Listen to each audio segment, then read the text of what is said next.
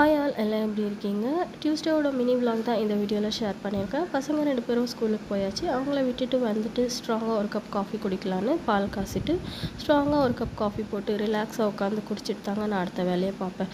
சரி, காஃபி குடிச்சிட்டு ஹாலில் பார்த்தா எல்லா திங்ஸும் கீழே போட்டு வச்சுட்டு தாங்க பசங்க போயிருப்பாங்க. சரி, அதெல்லாம் ஏற கட்டிட்டு வீடெல்லாம் பெருக்கிட்டு அன்றைக்கி டியூஸ்டே பூஜை பண்ணாமல் இருந்துச்சு. சரி, வீட்டுக்கு மாப்பெல்லாம் போட்டுட்டு ஹால் கொஞ்சம் க்ளீன் பண்ணி வச்சுட்டேங்க. பசங்க வர வரைக்கும் தான் வீடு இப்படி இருக்கும். அவங்க வந்து ஆஸ் யூஷுவல் எல்லாமே திங்ஸ் எல்லாம் ஹாலில் எடுத்துன்னு வந்தால் போட்டுடுவாங்க.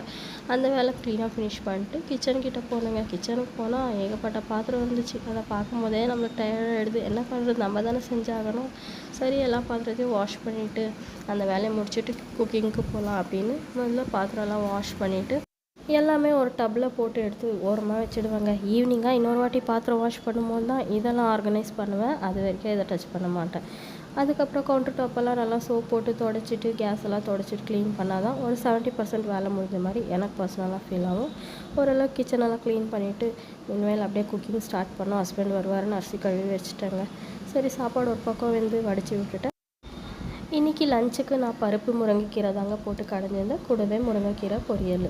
லஞ்சு ஃபினிஷ் பண்ணதும் சாமி கும்பிட்ற டைம் ஆகிடுச்சு. சரி, முருகருக்கு நான் வெற்றி இன்னையோட 9th வீக் கம்ப்ளீட் ஆக போகுதுங்க. சரி, கம்ப்ளீட் ஆக போகுதுன்னு முருகருக்கு சக்கரை பொங்கல் வச்சு பூஜை பண்ணலான்னு கொஞ்சமாக சக்கரை பொங்கல் செஞ்சு வெற்றிலை தீபத்துக்கு எல்லாமே ரெடி பண்ணிவிட்டு எல்லா வெற்றிலைக்கும் பூ வச்சு முருகருக்கு பிடிச்ச அலரிப்பூ மாலை முருகருக்கும் போட்டுட்டு கூடவே என்கிட்ட இருக்கிற குட்டி வேலுக்கும் பெரிய வேலுக்கும் ரெண்டுத்துக்கும் கொஞ்சம் கொஞ்சம் பூ வச்சுட்டு முருகனுக்கு அழகாக விளக்கேற்றிட்டு தீபதூப ஆராதனாலாம் காட்டிட்டு மனசார சாமிக்கிட்ட வேண்டிக்கிட்டேங்க.